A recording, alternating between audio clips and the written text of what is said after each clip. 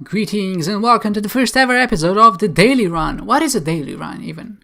A daily run in the Binding of Isaac is a way for people to play against each other and challenge each other to see just how much you can do with as little as possible, right? So that means that you kind of try to fight your way to the top, get the highest score by beating enemies and bosses and collecting consumables, coins, bombs and stuff like that, and try to get hit as little as possible and try to take as little time as possible, while also trying to take as little items as possible. So all of this combined kind of make for some really intricate strategies that actually impact the run in the end, right? So you kind of try to do the best you can while kind of trying to minimize the amount of time you spend, but also trying to maximize the amount of score you get. So sometimes it's worth exploring and sometimes it's not. It can become really interesting just to see how different these runs become from usual runs that you do when you're playing single player, right? Because things like getting hit intentionally to deal damage is just not something you do anymore because the damage penalty is so high. The runs or this show will be kind of comprised of two sections, the slow ones and the fast ones. The slow ones are there to kind of showcase some of the most important decisions I made in the game and kind of reflect on them later. And the faster sections are there to kind of skip over the parts that aren't really that interesting and not to bore you with not as entertaining commentary. So we managed to complete the first floor and beat the Haunt with only half a heart remaining, which is probably one of the highlights of this run. There aren't really any sketchy scenarios anymore where we're in dire situations like this one. And we really want to get at least a Spirit Heart or something like that to kind of guarantee that devil deal and not to die, obviously, because if you die, it's just game over. We kind of use Slot here and kind of abuse his bomb capabilities to blow up the Tinted Rock. It sadly doesn't have a Spirit Heart in it, only has a golden chest, and it's not something that's optimal for us because we don't have any keys. And this spider room is just a pain because it's dark and there's so many of them and it just takes ages and forever and you never know when some little spider is gonna sneak up on you and get you in the ass. But we managed to complete it and get the item less than 3 or the heart, which gives us a heart container and heals us up to full, which then in turn allows us to use our razor blade for the pin fight. I opted to use the razor blade here simply because I didn't want to risk getting hit by pin. That would be first embarrassing, right? Because if you get hit against pin with 500 hours of Binding of Isaac, you kind of deserve to get called out on. And secondly, I really wanted to get the devil deal, right? Because devil deals are so important because they contain so many good items that really benefit your run. Like in this situation, we got experimental treatment. No, just kidding. We got a goat head, and goat head just allows you to get more opportunities to get good items. You know, like Brimstone, Mom's Knife, Abaddon, stuff like that. It's just, all those items are just gonna allow you to visit more rooms, do them quicker, kill enemies faster, meaning there's less risk of you taking damage. It just overall, you know, being strong is a good thing, especially in Isaac. So yeah, that's what you kind of want to do. This spider fly room is kind of scary, but if you just take your time, it's kind of possible to go through. Just overall, this daily wasn't very interesting. Well, it was interesting, but it didn't have any serious moments of deliberation or whatever. It kind of went one or other way. It was very straightforward, so to say. It wasn't really any huge choices. I was kind of scoring the floor. Didn't want to fight the boss because I wanted to get an additional Spirit Heart, just so I could take those 3 Spirit Hearts deals. And we didn't manage to find it. We did find the Crystal Ball, which didn't give us a Spirit Heart, but it's a fantastic item just because it allows us to see where we're going, right? Basically, on any new floor we're gonna pop the Crystal Ball, and we're gonna be able to see where we're going, kind of maximize our route, so to say, and minimize the amount of time we spend backtracking, which is always a good thing. And here we're sad because experimental treatment on the previous floor did take away my only heart container. And we can't pick up any devil deal here. If we got frisky, we could actually pick up Guppy's Collar here and kind of went for it. 50% chance. Go for the glory and the guts. But of course, 50% chance to just lose the run outright. I don't think it's particularly worth it if you're trying to maximize score. we're still kind of just cruising along here, like I said, using that crystal ball to our full advantage, kind of trying to visit 6 rooms and boss rooms and stuff like that as fast as possible. I kind of chose a little bit of an unoptimal route here. I decided to go for the boss first, just because I was banking on getting a devil deal and getting a good item, which then in turn allows me to clear the floor faster. But we didn't actually get enough spirit hearts to guarantee me not dying when I actually pick up the deal. So that's why I kind of backtracked again back to the boss trap room. And I got lucky enough to get an additional spirit heart, which of course then allows me to get those devil deals. Stain was really easy, he really did kind of weird attacks and he wasn't a big deal at all. Krampus here also wasn't a very big deal at all. He only does one attack, the Brimstone attack, which is the only dangerous part he has. And he does drop us the Lump of Coal, which in my opinion is just an amazing item. I mean, it doesn't look strong, not at all, but when you actually start combining it with Tech 5 and things like that, or technologies in general, it becomes a very good item and very useful, very fast, especially on rooms like Boss Rush, which is just inherently a very large room and which allows you to get a lot of damage done over the range. Now we're really kind of scouring through, trying to find secret rooms, second secret rooms. Those are where the point lies. I kind of blow up some skulls here and there because this run only does go to Mom's Heart, and I'm trying to get that Ava's rune or a shovel or something like that, which allows me to go further. So far, no luck, at least in that department. Luckily, we're so strong that no boss can stand in our way.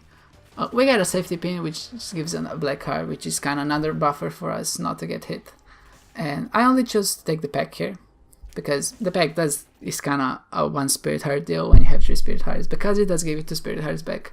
I didn't take the knife. I would take the knife if I was fighting Karsh, just for that extra orbital protection, but because we're not, as I said, it only goes to Mom's Heart, I just said, you know, it's not worth having only 2 hearts and getting that item penalty. Basically, every time you pick up an item, you lose some score for an item that is probably not going to be that useful in this particular run. Of course, it's a very good item in general, but in this particular run, it's just not, I think, optimal, right? And that's why I chose not to take it. We're still kind of scouring to the room, trying to fight secret rooms. I really want that Ava's rune, because those floors are just a lot of points, and I don't want to rely on sacrifice rooms or anything like that to give me more exploration bonus. We're fighting Mom here. It's a regular Mom. It's not too difficult with the amount of damage you have, and the shine effect. I love the shine effects, how it goes, like the coins we're shooting and that white effect of the spider bite on the laser. It goes well together, I think. Boss Rush here. Boss Rush is also nets you a lot of points for beating it, and it's generally something you want to do on every daily run. And of course, I know if you're a new player, it's kind of impossible to think, oh, I'm gonna beat the Boss Rush every daily run, right? Well, realistically, it's probably impossible to do it every daily run, but I would say in 90% of cases, it's actually very possible to get the Boss Rush and beat it in a reasonable amount of time. I picked up D20 here, just because that D20 really allows us to kind of get more coins and, I mean, keys, not coins. Coins as well, but we really need keys because we had 0 of them. And because I do have that ability to spawn coins by hitting enemies with the head of the keeper, I can then reroll them into chests, and then I can open chests and reroll the items that come from the chest. And at the end, I kind of rerolled a few times, and I actually got quite a few keys, coins, and bombs, which of course will allow us to open some chests on the later floors. This room is kind of tricky just because when you pick up the item, your spacebar item is replaced, and it kind of bounces you off into the chest, into the spikes. And it's hard to not get hit there. It's possible. I'm pretty sure it's possible if you have 2 spacebar items not to get hit there. But I know that for me, at least, it can be very hard. And of course, it's worth it to just take 1 heart of damage to get the ability to visit a floor. We're basically trading 300 points of damage right now for like 5,000 score later on, or even more, right? We're still kind of cruising along, not having many interesting rooms or bosses here.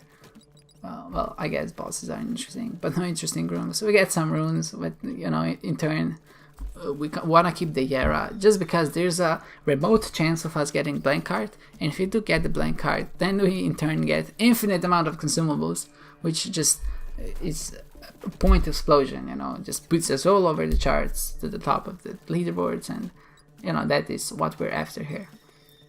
And we just kind of use the other runes as need be, or kind of try to minimize or maximize the usage of them. Conquest here is not a difficult boss, especially if you have some sort of piercing, because you are able to hit more of them as they're coming in. And with tears, if you shoot fast, you can actually knock them out of the way. So there's really no any danger except those holy beam shots that he would actually pose any danger to you. So we kind of beat him without a problem here. Spirit of Night is still a good investment, just because it gave us Leviathan, which you get for picking up particular 3 devil deals, and gives you some black hearts and flight. It also gives us spectral tears, which I think are a bit underrated. I really like the ability to kind of hide behind the rocks and shoot other enemies that are on the other side of the rocks. I know the farther we go, the less kind of obstacles there are in the way, but there are some rooms, especially in the cathedral or the shoal, that really do have some quite annoying enemies which hide behind the rocks, and those spectral tears just kind of are insurance of us beating those rooms without bigger issues. I'm still searching here for the second secret room. I feel like I've tried every possible combination here, and it's just sometimes it's just so hard to find them. Of course, the best strategy is probably to look near the boss room first, and then go further away.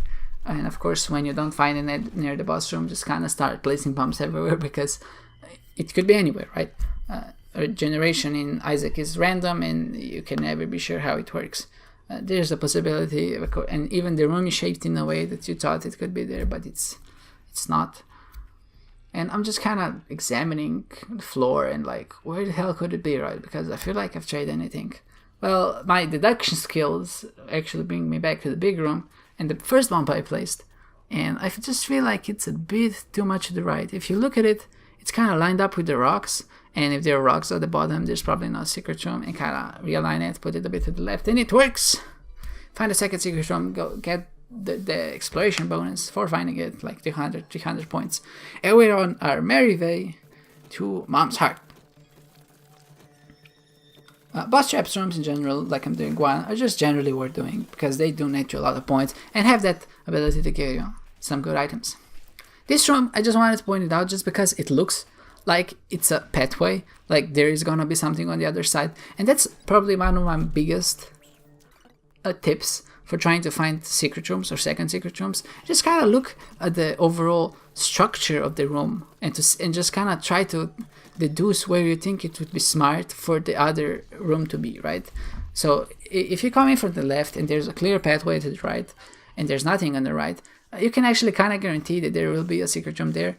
Of course, with time you're gonna have to learn how to recognize those patterns and be a bit more sure on how to find them. But just intuitively, you know, if you feel like there's gonna be a secret room there and there's no other reason why it couldn't be there, you know, it's always worth to just pop a bomb there and kind of see if it worked. In our situation, it didn't work. It was actually next to the boss, which is kind of running just because of what I said right now. And this is what I said, you know, because some shots were slowed and some were fast. And Mom's Heart, it kind of fell into the pattern where I couldn't dodge it, and I got hit once. Overall, it's hard to say if it was a net positive or net negative to take that spider bite, because I'm sure there are some runes where I probably would have got hit if I didn't have that slowing effect. And on this run, for example, I did get hit because I did have that slowing effect. And the stars kind of aligned in a way where it allowed me to get hit. Scores and points, getting a lot of points here is of course very important, just because you want to maximize the score you get for picking up consumables. And it's just, I'm just kind of playing the blood bank and kind of gambling on the machines, trying to get things. A troll bomb spawned in the corner. It kind of blew me up. I wasn't expecting it, and blew up the machines, and I was like, damn, got hit once and the machines are dead, and what am I gonna do now, right? I feel like I milked it well enough. I got about 20 keys and 20 bombs, which is not an insignificant amount. I still play it for a bit and then just kind of leave. I feel like even if I use a bit of coins here, I'll be able to get them back, just because I do have that Head of the Keeper, which allows me to generate coins, of course, by hitting enemies. Shoal, just in general, is an annoying floor if you're not very strong. But luckily, we are, so we kind of cruise control over it and don't really think much. Just kind of place bombs where we think secret rooms are, and beat Mega Fatties left and right, beat the little haunts. Of course, do the challenge rooms because they don't add a lot of points. Open chests. You know, just standard, like I said, run-of-the-mill stuff. Trying to get a bit more Shrek points here by playing the arcade. Didn't really work out that well. We got some points, you know, nothing to write home about. Issue, I wanted to point it out, just kind of how to deal with those guys that shoot brimstone. It's a very easy room just because there are only 2 of them. But my biggest advice would be not to panic, right? Whenever they disappear, don't start moving around and flying. Just kind of stop for a second, see where they spawn, and then adjust your course to go around them or something. On next dailies, if there are gonna be more of them, I'm just gonna try to show you how to kind of deal with them a bit more optimally. We're fighting Satan, the final boss fight of this challenge, and we're kind of hoping it goes smoothly here. The first stage is usually not that big of a deal if you have some sort of penetration and bombs.